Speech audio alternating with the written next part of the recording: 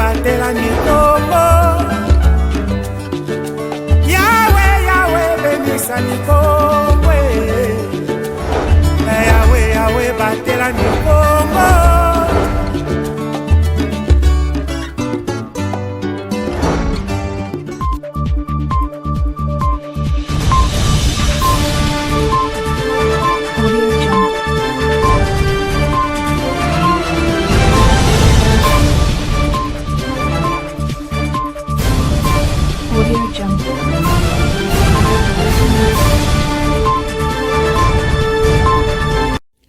Très heureux de vous retrouver pour le compte de cette édition du journal. Messieurs et dames, bienvenue à cette session d'information. Débutons-en de la présentation à la signature des contrats. MCTC vient de marquer un pas de plus dans le processus de la mise en œuvre du contrat de partenariat pour la mise en œuvre en concession du terminal en conteneur de Matadi, TSM en sigle. Un échantillon de 11 agents d'un groupe de 90 ont signé leur contrat de travail à titre symbolique en présence du directeur général de cette entreprise d'exploitation, Christian Ngoy. Le lancement de ces processus de la signature de contrat a débuté le mercredi 11 décembre 2024. Les détails avec Pacific Manda. Suivez.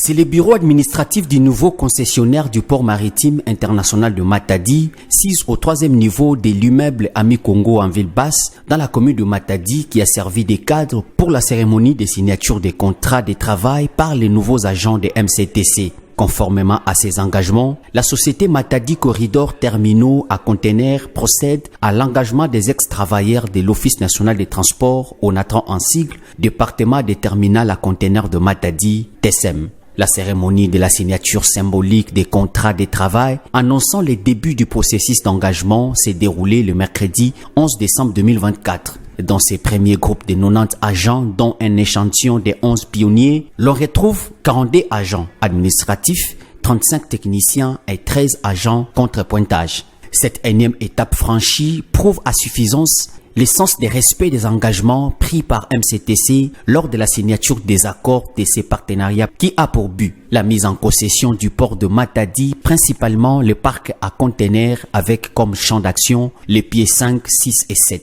Les employés ont reçu des mains du DG de MCTC Christian Ngoy de nouveaux équipements de travail dont un casque et une tenue pour marquer leur entrée officielle à Matadi Corridor Terminal à conteneurs. Venir de traverser de l'autre côté, c'est-à-dire un nouveau vent qui nous attend, une nouvelle expérience, un nouveau défi que nous allons affronter. Je suis vraiment très content de porter cette casquette parce que c'était un rêve hier. Aujourd'hui, maintenant, c'est une réalité. Nous venons de signer notre contrat. Vraiment, c'est bon. Nous sommes ravis puisque notre port va être modernisé. Nous autres, les agents, nous sommes très contents. Je les promets un bon travail. Restons dans le même chapitre, messieurs et dames. Au terme de cette séance de travail, le directeur général de MCTC, Christian Ngoy, a une fois de plus réaffirmé la détermination de son entreprise à répondre à la volonté du chef de l'État, Félix-Antoine Tshisekedi Tshilombo, tout en circonscrivant l'activité du jour. Les détails dans ses propos. Suivez.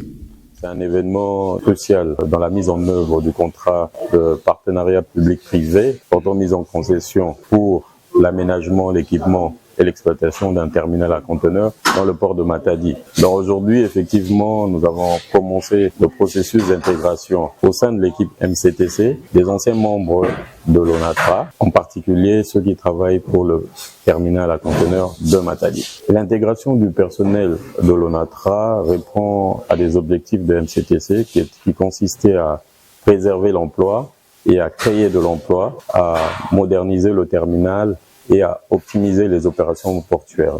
Nous sommes convaincus que l'intégration du personnel anciennement ONATRA est un atout précieux pour le succès de notre entreprise et le succès de notre partenariat. C'est un processus qui vient de démarrer et qui va se poursuivre dans les jours qui viennent. Nous attendons plusieurs membres de l'équipe pour étoffer cette nouvelle entreprise grâce à l'expertise et à l'expérience du personnel anciennement ONATRA. Nous sommes convaincus que nous allons atteindre nos objectifs. Parlons processus de Luanda. Les tripartites prévus le dimanche 15 décembre 2024 à Luanda a été annulé suite à l'absence remarquée du président rwandais Paul Kagame. Pour éclairer l'opinion, le ministre national de la communication, médias et porte-parole du gouvernement, Patrick Mouyaya, a tenu un briefing presse conjointement avec son collègue des affaires étrangères, Thérèse Kayi Kwabamba. Les détails, suivez. Je pense qu'il serait utile de retracer le déroulement du processus de Luanda qui a été lancé en juillet 2022 avec pour mandat spécifique de contribuer à un apaisement des relations entre la République démocratique du Congo et du Rwanda. Cette année, nous avons eu une série de réunions ministérielles dans le contexte de ce processus de Luanda.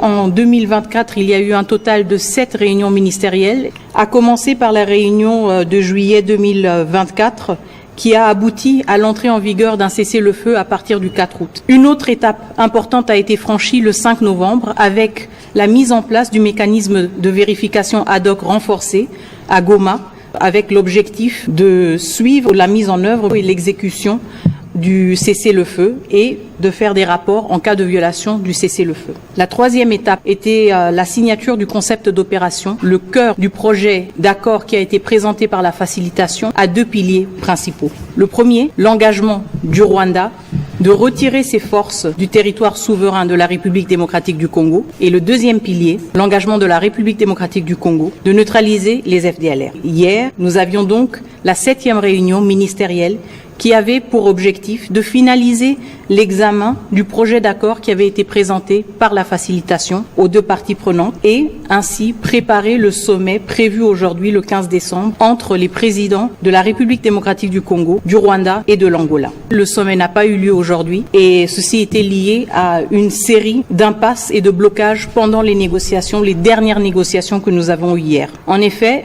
pendant ces négociations, le Rwanda a brandi à nouveau le prétexte de l'importance d'une solution négociée et d'un dialogue direct entre le gouvernement de la République démocratique du Congo et le groupe terroriste du M23. Une chose que nous n'avons jamais acceptée et que nous n'allons jamais accepter.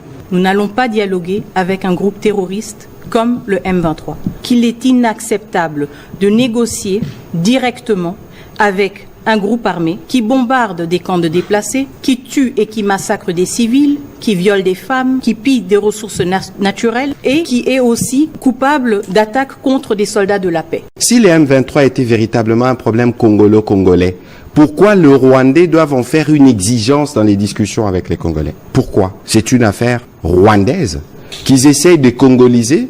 Parce que parmi nous, il y a des traîtres qui choisissent de les rejoindre leur camp en espérant, malheureusement pour eux, qu'ils pourront tuer des Congolais pour arriver aux responsabilités à Kinshasa. Ça n'arrivera plus. Ils auront à la fois le président de la République et le peuple congolais derrière. Parlons de la situation sécuritaire dans la partie est de la République démocratique du Congo. Les forces armées de la République démocratique du Congo ne baissent pas la garde contre le M23. À ces jours, la paix règne dans le territoire des Lubero au nord Kivu. Je suis dans mon bureau, les enfants vont à l'école et l'armée se comporte bien sur les terrains, a fait savoir l'administrateur du territoire. Il appelle à la mobilisation pour soutenir les forces armées de la République démocratique du Congo. Suivez. Je demanderai à cette population d'avoir confiance à nos forces de défense et de sécurité, d'avoir vraiment confiance. Et ces problèmes de l'insécurité actuellement au niveau actuel, ce n'est plus un problème d'une seule personne ou de l'armée ou seulement de la présidence ou du ministre, du premier ministre. Non. Maintenant, c'est l'affaire de tout le monde. Donc, tout le monde, à son niveau, doit savoir appuyer ou assister nos forces de défense et de sécurité. Pour l'instant, je pense que vous voyez qu'il y a des enfants qui vont aller à l'école. Vous avez remarqué que nous sommes au bureau. Donc, la situation est maîtrisée. Et ayez confiance, comme je le disais, nous devons avoir confiance à notre armée et qui se comporte très, très, très bien sur le terrain ou sur le théâtre des opérations. Revenons à Kinshasa, la capitale de la République démocratique du Congo. Messieurs et dames, lancés le 13 octobre 2023, les travaux de construction de la salle de spectacle Kinshasa Arena ont repris. Il y a une délégation composée de membres du gouvernement national, de l'IGF et de l'entreprise exécutante a fait une descente sur terrain le dimanche 15 décembre 2024. Un élément de Pacifique Manda. Suivez. Kinshasa Arena est une arène couverte en construction située à Kinshasa, à proximité du stade de Martyrs. Une bâtisse d'une capacité d'accueil de 20 000 places pour divers types d'activités culturelles, musicales et sportives dans la Bourse. Lancé le 13 octobre 2023, les travaux de construction de cette infrastructure de haute portée ont repris il y a peu, après un long moment d'arrêt. Une délégation composée de membres du gouvernement, l'IGF et les représentants de l'entreprise Milvest, maître d'œuvre, a fait une descente sur terrain le dimanche 15 décembre 2024 pour palper du doigt la réalité de ces chantiers. Nous avons passé 2 mois pour travailler ensemble avec le groupe Milvest. Nous pouvons confirmer que les travaux ont déjà repris sur les sites comme vous le constatez. Les différents conteneurs qu'il fallait évacuer du port de Matadi vers cet endroit sont en train d'être ramenés ici. Déjà plus de 150 sont déjà sur le site. Le gouvernement tient à ce que ce projet soit réalisé parce qu'il s'agit d'un engagement de son Excellence Monsieur le Président de la République, chef de l'État, qui veut offrir à notre population et à notre jeunesse des aires DG, des aires où nous pouvons aujourd'hui attirer des grandes compétitions internationales. Le ministre de Finances Doudou Fwamba a rassuré l'opinion publique que ces travaux prendront fin au mois de septembre de l'année 2025. Place à l'information au-delà de nos frontières. Messieurs et dames, nouvelle tension entre Alger et Paris. L'ambassadeur de France a été convoqué par les autorités algériennes pour adresser une sévère mise en garde à Paris. La France est accusée d'avoir mené des opérations de déstabilisation en Algérie. Les détails dans cet élément de nos confrères de TV5 Monde. Suivez. Tout est parti de la diffusion lundi 9 décembre d'un documentaire sur 2 chaînes de télévision publiques algériennes. Un ancien djihadiste algérien repenti, Mohamed Amin Aïssaoui, raconte qu'il a été approché par le représentant d'une association française travaillant selon lui pour la DGSE, les services de renseignement extérieur français. Ce contact français aurait incité Aïssaoui à recruter de jeunes islamistes pour déstabiliser le pouvoir algérien. Ils m'ont demandé d'aller dans les quartiers populaires d'Alger comme Bab el Oued, El Makaria, Oussendey et El Arash pour trouver les extrémistes. On m'a dit de recontacter les anciens extrémistes et de gagner leur confiance, de leur expliquer que je veux constituer un nouveau groupe terroriste et que je serai leur chef. Dans la foulée, l'ambassadeur français à Alger, Stéphane Romatet, est convoqué au ministère algérien des Affaires étrangères. Alger met en garde la France après la révélation de ce qu'elle décrit comme une tentative de déstabilisation. L'affaire ne devient publique que ce dimanche via la presse officielle qui cite des sources diplomatiques évoquant la volonté notoire de la France de nuire grandement à l'Algérie.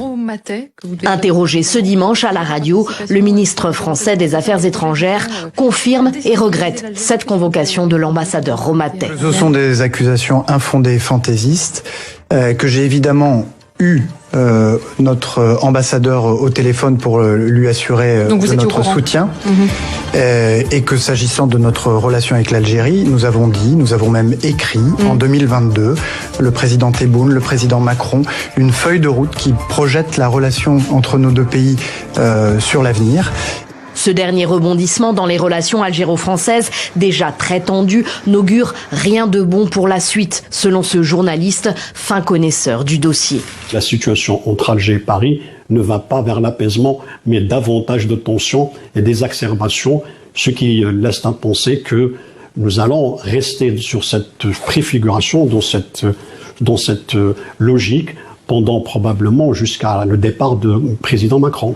L'été dernier, Alger avait rappelé son ambassadeur en France après l'annonce par Paris d'un soutien appuyé à un plan sous souveraineté marocaine pour l'autonomie du Sahara occidental.